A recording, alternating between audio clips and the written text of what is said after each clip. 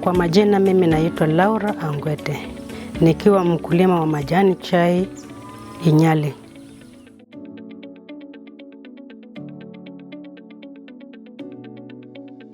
Kwa mimi binafsi nimefanya kilimo kwa karibu miaka 24 hapo. Ukulima wa majani chai, hapo tunayo shida mingi sana.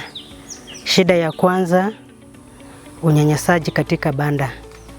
Unatoka kwa shamba kama uko na unyevu mwingi. Unapofika kwa banda hata unaweza fukuzwa na majani chai ya kwamba sometimes hujatoa quality, lakini hapa tunatoa quality ya kutosha. Matawi 2 na shindano. Na wakipata tawi iko ndani unanyanyaswa na karani. Huku kwetu sisi tunatoa quality ya majani.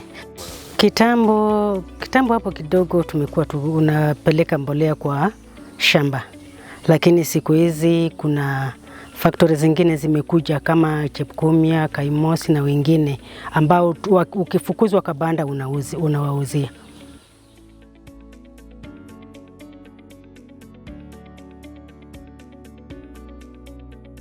Kuna wakati tulitoa malalamishi, hata nikiwa mmoja ambaye nilikuweko Mdete, nikatoka kule nikakuja, nikalalamika kwa banda, ndio sasa maneno ikatoka kwa factory ikakuja ya kwamba kila mtu mkulima au akijiwekea majani yake mwenyewe kwa ratili. Na hiyo ratili kwanza mwanzo imechukurwa. Sasa mwenyewe ukiweka majani yako kwa ratili, hapo inakuwa at least. Inatoa kilo mzuri at least, but is not really good.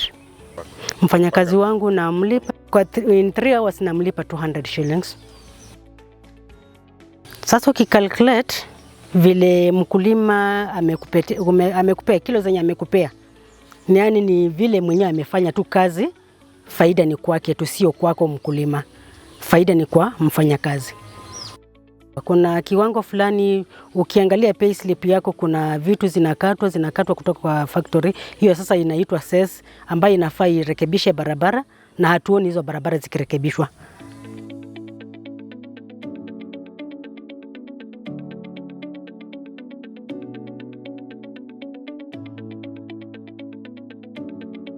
Kwa majina mimi naitwa Peter Uminde, mkulima wa majani chai kutoka kwa hiki kijiji.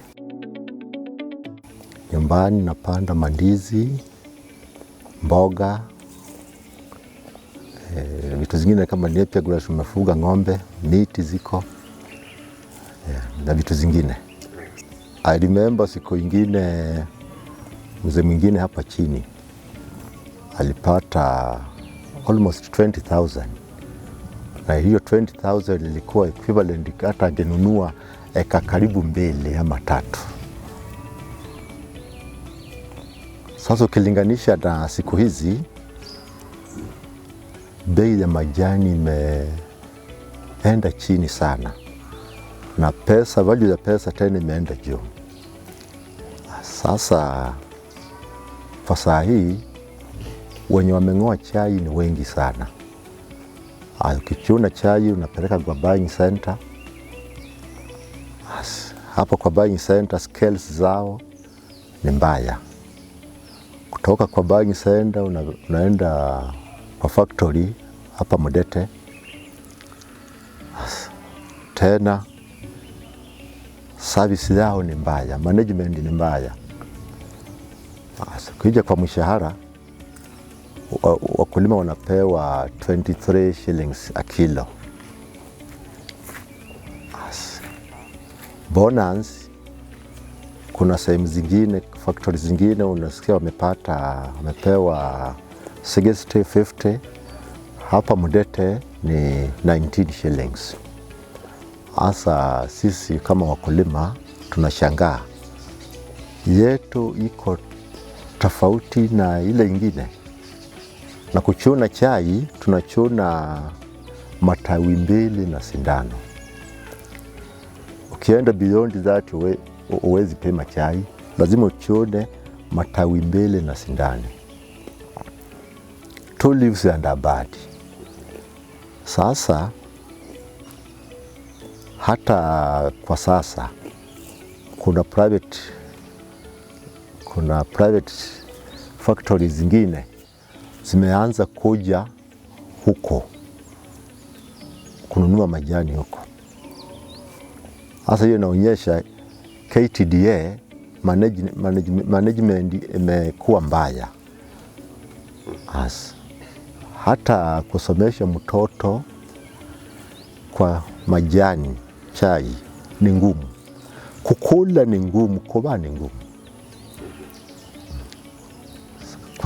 Umeongea mambo ya ratili. Scales.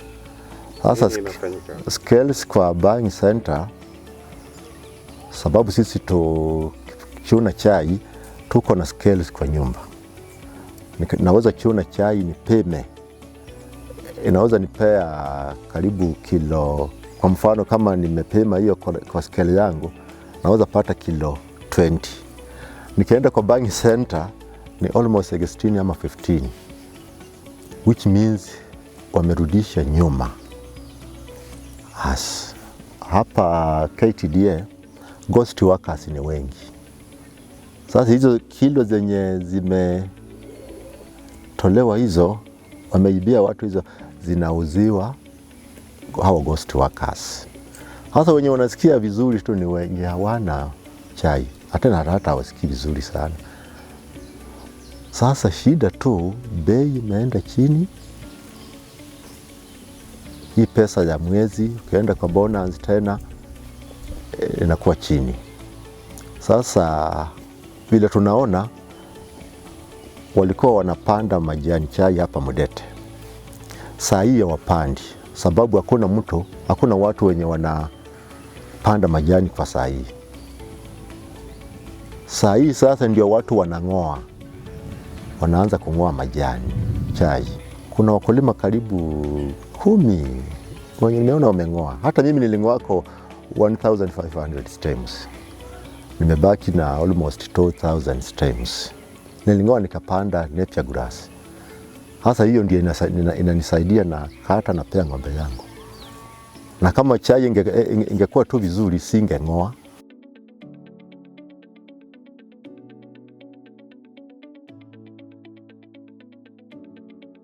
Kwa majina naitwa Humphrey Kaiser Lamwena, nikiwa mkulima wa majani chai.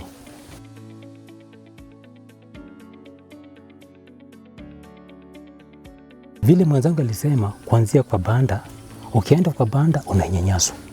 Kitu ya kwanza, hiyo rateli yao saa yote inachokurwa. Kuchokurwa. Saa yote inachokurwa. Sasa hata ukiwa na gunia karibu 5-6. Watu wanashangaa hii ni nini, maneno gani hii? Haya maneno tumewahi kushughulikana nayo, tumewahi kulalamika. Hakuna mtu, hii viongozi mnaona hawashughuliki na wakulima wa chini. Hawa viongozi mnaona hawatushughuliki. Tumelalamika wapi? Kuanzia kwa bando unanyanyaswa na chema, unanyanyaswa na nani, na huyo karani unanyanyaswa. Sasa mimi upande wangu mimi naenda hasara, kwa sababu hakuna kitu napata, kwa sababu hiyo majani nimepeleka kwa banda, vile nilimwambia unakatwa, unashindwa unakatwa yenye nini, kwa sababu rateli imechokurwa, imerudishwa nyuma. Sasa unaona, sasa unapata hasara, kwa sababu saa zingine hii majani chai inatakana upalilie ndani, mtu akupalilie ndani, ama ununue dawa ya kunyunyuzia ndani, hiyo ni pesa. Sasa unaona, sasa unaenda tu hasara, hakuna kitu unapata. Hapo kitambo mbolea ilikuwa ikitoka Finland, na ilikuwa mbolea mzuri sana, ilikuwa inafanya majani na memetekwa mzuri sana mpaka watu wanachuna. Lakini masharti wameweka kwa mbolea ni magumu. Mtu kama mimi siwezi nikamudu hizo pesa. Wameweka masharti magumu, wanasema ukue sijui na shares ngapi, kuanzia 300 ndio upate hata mfuko mmoja. Just imagine. Wameweka masharti magumu. kwa mkulima wa chini, mtu kama mimi, mpaka majani inaanza kushinda mimi haki surely.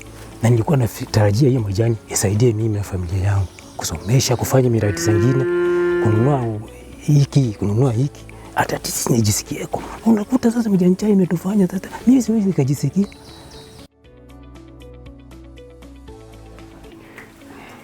My name is Gazemba Stanley. An author, journalist, and also a tea farmer who grew up on the proceeds of tea farming in Vihiga County. My primary school fees was mostly paid for by the proceeds of tea farming.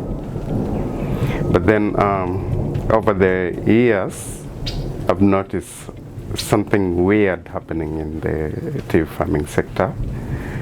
And gradually, farmers have been losing their earning, their earning power.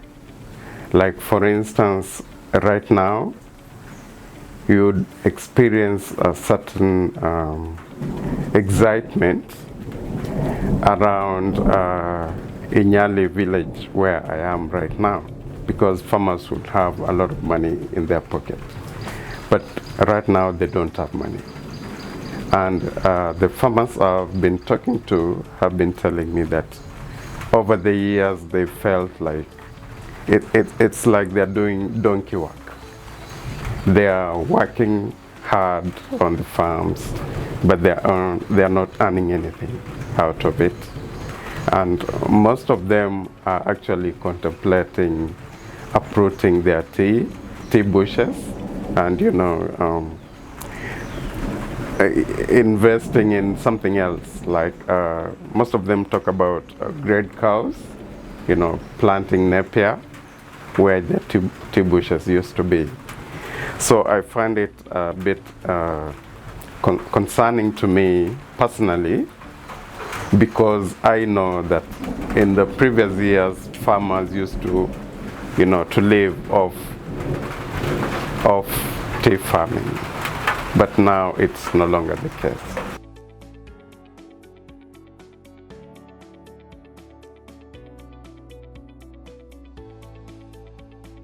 People are actually uprooting their tea. They don't get anything out of it. And I think there used to be a colonial law against uprooting tea bushes. But of course we know that it was controlled by Wazungu, the Wazungu in London or wherever, where they auction tea. But then it has reached a point where people are saying, okay, this is my land. I cannot slave, feeding someone who doesn't pay me anything. Tea basically was introduced as a commercial. There's a lot of politics involved in it if you do research in tea farming. It was a commercial crop meant to benefit Wazungu, basically. Those Wazungu who own the huge tea plantations in Kericho and wherever, It was never meant for the African. But then at some point, the Africans nestled that, that monopoly out of the. And I'm told there are very few brokers in London who used to control everything. Yeah. So the Africans said, "Hey, this is our land. We need to benefit from it." But then now, after the Mzungu left, according to what I know, and I could be wrong, after the Mzungu left, then we found another Mzungu in a black skin who knew very well what those brokers were doing in London and Mombasa, and then they've now come in again to take over the clubs the Wazungu left. So now the problem is, how long can you sustain that? For how long can you be living on other people, yet you are not the real farmer? You're not getting your hands dirty, you're not going to the farm, but you're just fixing prices and, you know, controlling everybody. And I think that's the huge thing that is now happening in the tea sector. As in, someone is deducting the money, but you don't see them as a farmer. Hii majani chai inatumika kufanya kazi mingi. Like rangi ambayo tunatumia, aswa hii rangi ya black ya kiwi. Hii majani chai ndio huwa inatengeneza hii majani hii. These tea leaves. The cost of production is low, and you may find that when you don't have fertilizer, you may not get the quality that you want.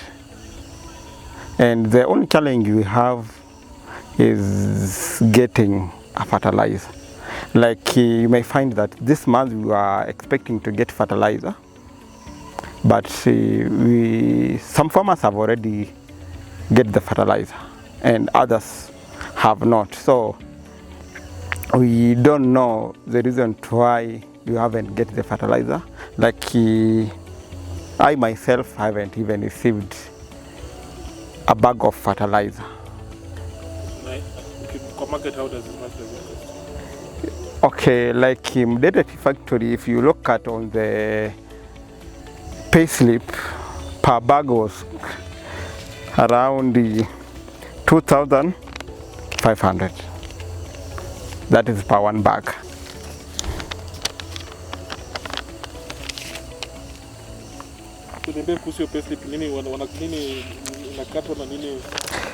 Ukiangalia kwa hii payslip kuna the deduction, kuna county government is taking 1 shillings.